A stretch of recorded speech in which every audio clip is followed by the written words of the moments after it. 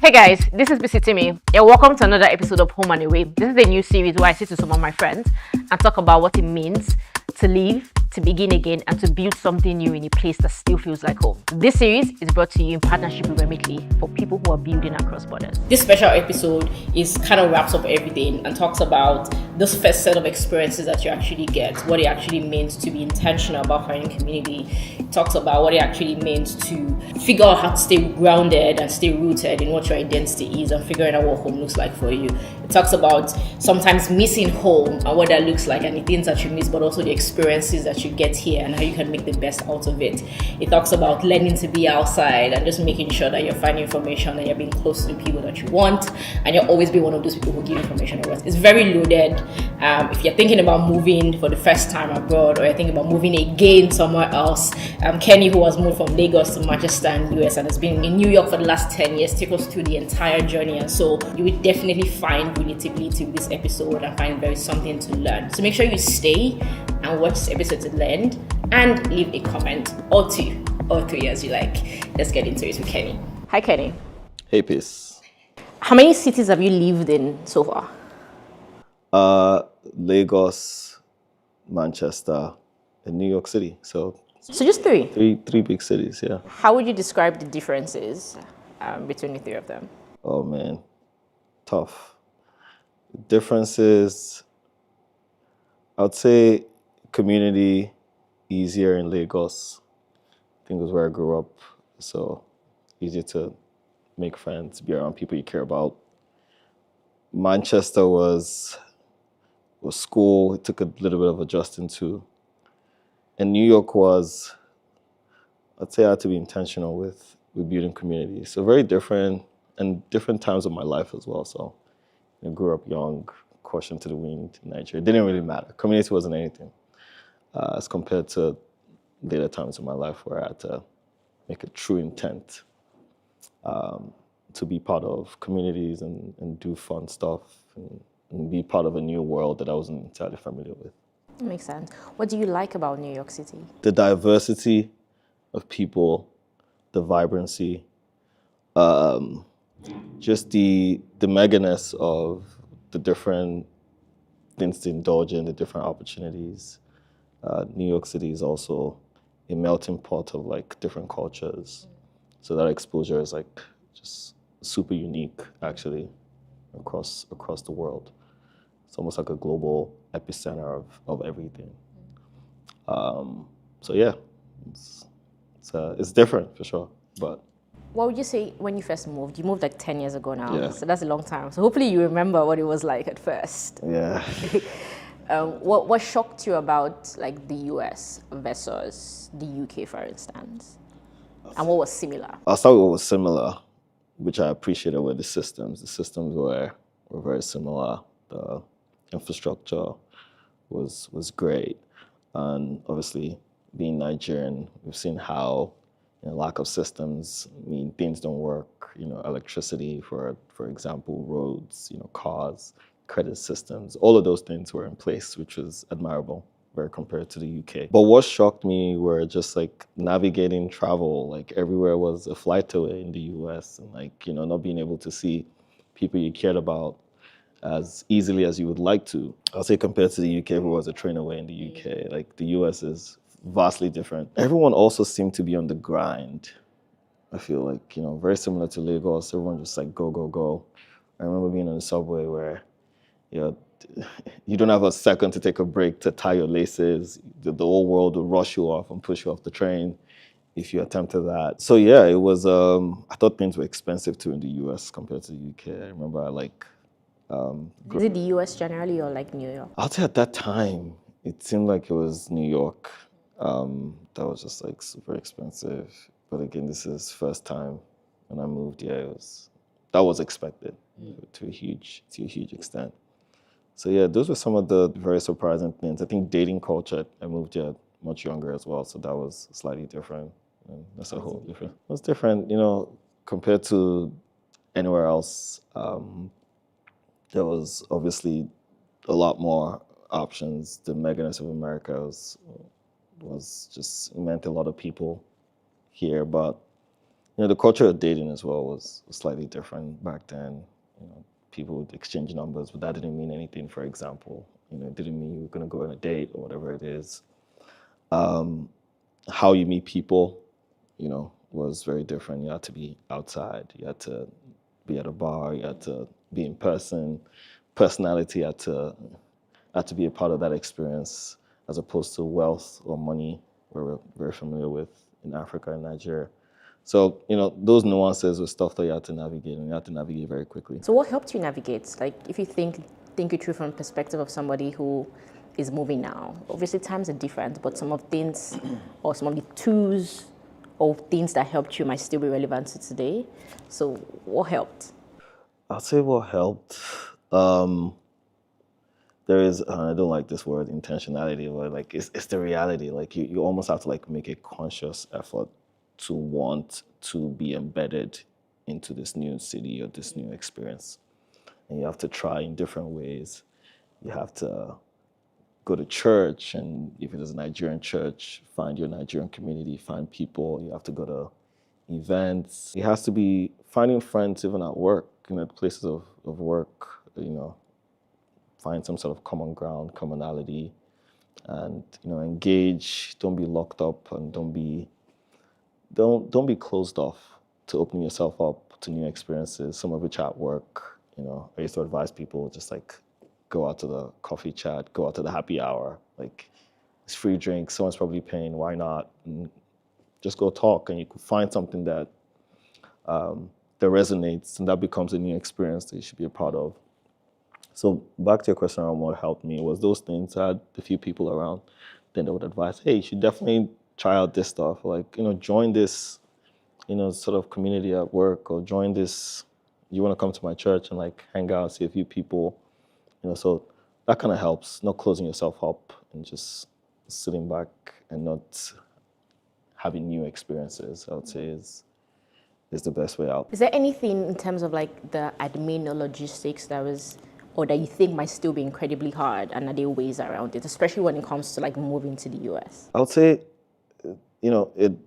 it's never going to be easy to move to the anywhere else. Like, I think it's probably only easier when you're young.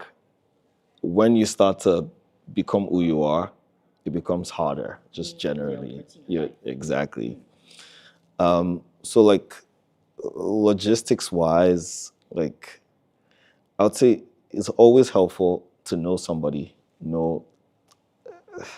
have someone in some sort of capacity that can help out, friend, family. I know not everyone is opportune to have that, but it's always easier that way.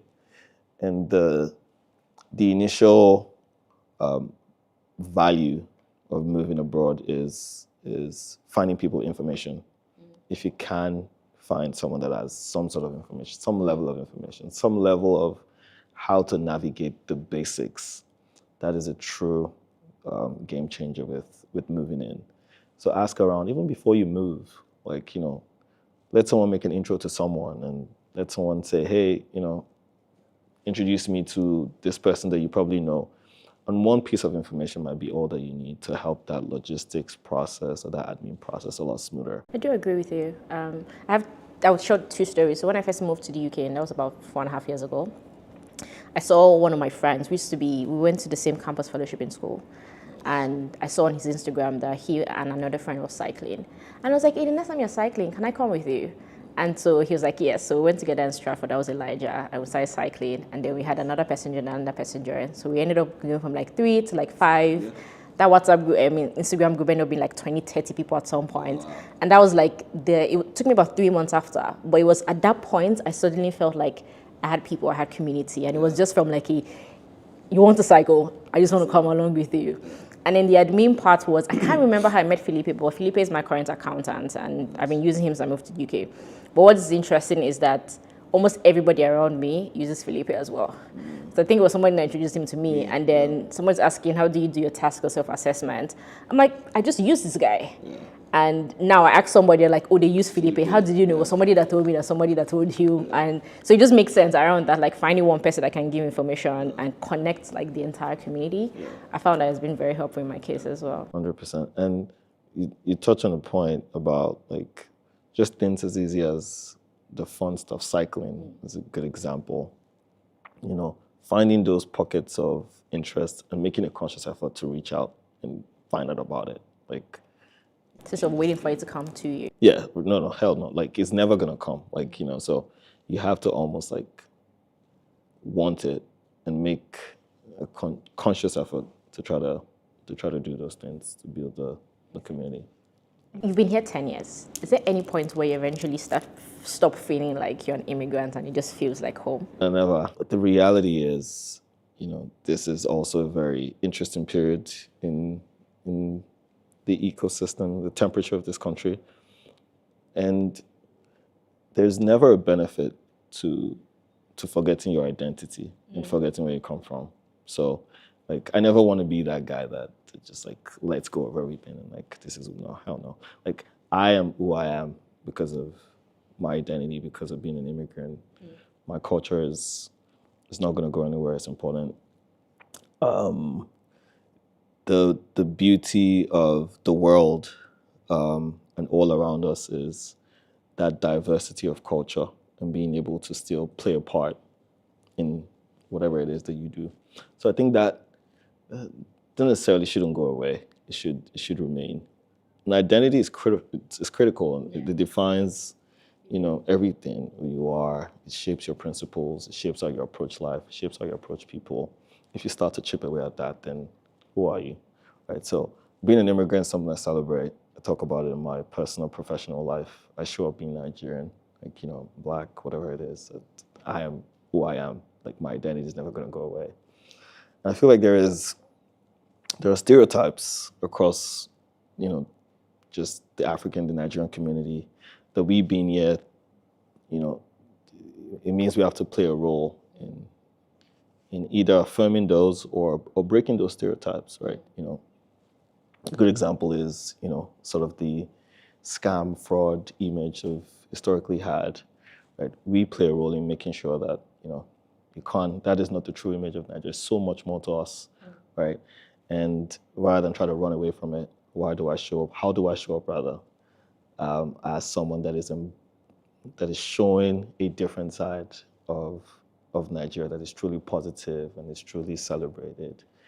And you do that by leaning into your identity and your immigrant culture. So That makes sense. The conversation I was having earlier today was with someone who was saying part of his goals is to be like one of the best Black lawyers on Wall Street. And what you're saying kind of like reminds me of that, because I feel like if you're very home-centered or very grounded, regardless of like where you move to, you would always feel some sense of responsibility to still carry home, to still exemplify whatever it is you feel that looks like. And I think that's what I was hearing from you. absolutely, success as an immigrant is leaving home and making something out of life, right? Not necessarily to leave home and forget where you came from. Like, you know, there's a whole village that is part of your life and where you've come from. And throwing that all away is impossible, right? So I lean into my immigrant personality and identity heavily. And does it ever make you feel marginalized in any way? Because like when you say you lean into it and you kind of take it in personal and professional, it's like, oh, always leaning into like, yes, I'm a Black man, yes, I'm a Black man. But then there's some people who are like, yeah, I want to be a Black man, but I also just want to show up as a guy, right? Because I don't always want to feel like I'm either trying to get through a diversity card or like, how does that work for you? Yeah. Have there been moments where I've felt, you know, marginalized in some capacity, you know? Yeah, perhaps. And that is by design of the system, right?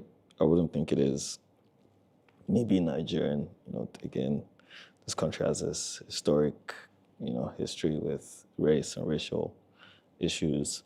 I haven't entirely thought about that marginalization as something personal or something I should hence try to stay away from, right? You know, at the end of the day, you know, one of the good things is being brought up in Nigeria means we never saw skin and we never saw race. True. you know. I so agree So with that that. helps you sort of put that at the back of whatever reason. And if you do show up, this is how I think about it. If you do show up with some fundamentals, show up with integrity, show up genuinely, you know, whatever it is, do the work, try to embed yourself in the culture, try to play, if you choose to play in certain spaces, try to understand how to play there. And you have those sort of clear principles on who you are and what you want out of life, and you're not trying to conform basically to what has been accepted, then you should be fine. You should go to bed feeling good about whatever the outcome is. If the outcome meant like you didn't get the opportunities that you felt you deserved, right? But did you stick to yourself? Did you bring those important things that matter to you to the forefront rather than conform to whatever it is?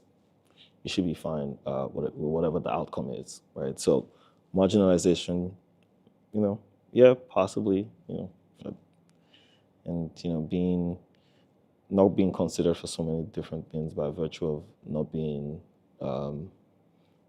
being immigrant. Yeah, it is what it is. There's definitely situations where that have happened, but at the end of the day, and it's what we do very well as immigrants: pick up yourself and say, "I can dust it off. All right, let's get back into it." Does the hustle ever stop? Do you ever get burnt out or tired in New York? Oh my God, like you hit on a nerve today. I was thinking about something random and I was like, what is the final destination? Like, what is success? But the reality is success is not one destination, right? But are there pockets in your life where you can take a step back and say, yes, like, check this box and all this are good, like everything is fine. My response is it has to be so individual, right? You have to figure out what matters to you. And if you optimize for that hustle might taper off, it might stop, it might end, it might slow down, but it will only be important to you versus the other person. We can't all have a final destination hustle, right, as a goal. I'll give an example. For a lot of folks that move abroad, right, the goal is, big, rich America, like buy a house with a pool, backyard, dogs, kids, like that is beautiful success. And when you check that box, when you get to that moment, you check that box, for those people, that is when the hustle stops and you can start to enjoy that. For some other people, it's the pinnacle of career to say, all right, I want to get to this place, director or whatever it is, CEO, and that is when the hustle stops, right? And I feel like sometimes you find for some people, it's just like kids, when I want to have kids, that's it, marry, have kids, and that is it. No more hustle. Let's just raise my kids in a nice small house or small farm. And what I find is you have to find out what is intrinsically important to you as a person and work towards that. And when you get there, make a decision on continue hustling or not. I'll tell you for a fact, being in the New York City area means that hustle might take longer than it should. Longer? I don't know, because the energy, yeah, right. The bustle of this part of the world is you can see it across the different places, and so that sort of inspires you in some form to continue to push. I think that's the one thing I've seen, what I've learned so far, just interacting with the US a little bit. And I learned this because of Oiza. I think what makes America so fantastic is it feels like there's a concentratedness of like hustle in certain places, or like really just spiked brilliance. And so when you are there, you have no other choice, almost, than to just like really soak in. It's very interesting to like observe and try and see what works. To add a little bit to that is you move to a different city and it's very different. Like I would go to some cities now and be like, why the hell are they so slow? Like why are you guys moving at snail pace? Like the driving, the walking, the response, like it just seems too laid back, right? So that is what a city like this part of the world sort of does to you. One thing I'll also add is the level of competition that New York City has. You are competing with the best of the best. You're competing with everybody globally is trying to come into this ecosystem, whatever it is, finance, business, tech, you know, healthcare. It is concentrated here. I think it's like 5 or 6 of the Ivy leagues are within this New York City area. So like the amount of like competition is huge, and that puts you on your toes as well. You know, you're competing with the best of the best, so you have to be on your game, right? So being in this space sort of makes that hustle mentality sort of the norm for you. But you step one foot out, and that becomes slightly different. So yeah, not necessarily saying this is a good thing. Would you leave somewhere else that's not Hell like New yeah. York? What? Where? I don't know. I don't know yet, but I wasn't born in America. Like, I'm a Nigeria boy, so I'll follow the opportunity. Is what I say. Like, if you tell me, Kenny, the money is in Singapore or it's back in London, I'll go with you. But the reality is, again, it is what is important to you, right? I joke about it, but I'll follow the opportunity, whatever that looks like. There's some cities in the US that I truly admire. Absolutely, there are places outside of the US that I would love to explore. Oh yeah. Well, again, I guess it's probably time of life as well. When you're still young, vibrant, those decisions are easier than when you're more settled with friendships, relationships. It's harder. What has been the best thing so far of moving to the US? Best thing. That's such a hard question. What has been the best thing so far? I would say the quality of my experiences. I I've been blessed with so many experiences, so many friendships. It's hard to like put it into one thing, but I say the quality of the experiences I've had, the people, the friendships, even the relationships that didn't work out. Like all of that put together is it's truly been rewarding. And is that a factor of being here, or is that just you thinking about the last 10 years of your life? Because two different things, right? These are tough questions. I say it's a factor of being here.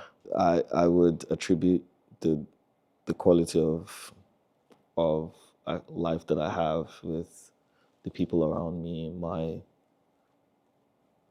personal and professional space right now, to being here, right? So I wouldn't say there's one best moment. It's been pockets of all of it leading into what it is right now. But what have you missed the most? About Nigeria, my extended family for the most part, like being able to spend those moments. I've missed too many birthdays, weddings, like just not being in that space it's definitely one that I miss. I have missed playing a closer role in the evolution of Nigerian industries, and so many opportunities have sprung up in recent years. We've become a huge technology country, fintech ecosystem. Is that something you'd have wanted to be a part of? I would have loved to play some sort of role there, be something, play in that space, right? I've seen the explosion over the last couple of years, so I feel like I missed that as well. There is some sort of resilience that the country does give you, which I have a lot of, I think. But the last 10 years there's been a different sort of version of Nigeria that has emerged, that sometimes I'm like, oh man, look at this nice things that these guys are doing. Like, it would be nice to play there. So that's very reflective. Yeah. And do you think that way because of how long you've spent? And I say that because I don't feel the same way. Okay, you know what? That's not just a time issue. I think I'm hearing being a part of it, and I think why I'm fortunate is it feels like I haven't left. So I'm doing a lot of things. Like, I go to Nigeria every at least twice every year since I moved. I'm either doing an event or I'm interviewing founders or investing. I've been very part of the ecosystem. I feel like I'm almost even now trying to leave and just play global game. So I think that part is a bit different. But I was also hearing you say it that way, and it felt almost like is there something in the back of your mind of I might want to go back at some point? Because that's the part I'm not there yet, because I don't feel like I've spent enough time. I see what you mean. Anyway. I see what you mean. I haven't ruled that out. Like if there is the size of the opportunity, again, if the opportunity does come, like I wouldn't be opposed to exploring what that looks like. You know, obviously with the right conditions and but I acknowledge that Nigeria isn't entirely like the familiarity of the tech space and the meganess of everything else that has happened in the last couple of years is great, but the problems, the infrastructure, the systems, I recognize that is still work in progress and it's nowhere close to being fixed yet. But I say, like, yeah, absolutely. Like, I do celebrate some of the remarkable things that have come out of Nigeria. There are many people who are moving. It's the wave of Japa. Yeah. Somebody who was listening was thinking about, I'm moving or I'm moving again. What would you want them to either remember, or would you want them to like pay attention to? A couple of things. There is no bad decision.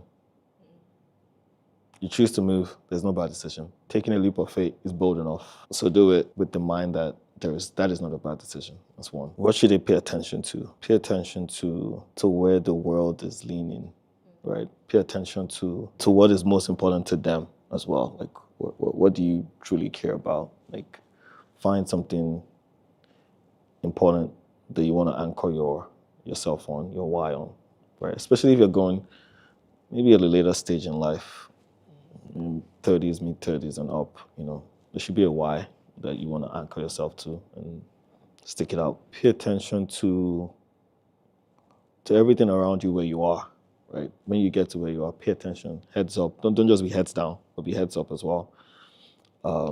Information is the number one secret source of being abroad. I remember back then, some people used to know what churches to go to on a Sunday that gave free food and free food stuff, right? You know, that saves you 10, 15 pounds on groceries for that week. It's information. So you need to lift your head up where you are and find out stuff, right? Thank you so much for staying to the end. I hope you really enjoyed this episode. I hope there was something in here that you could learn from, or that felt relatable, that felt like a representation of your journey, or maybe even your dream. And I hope it's something that you can sit with. Please like, please comment, but most importantly, make sure you subscribe to this YouTube channel. I'll see you on another video. Peace.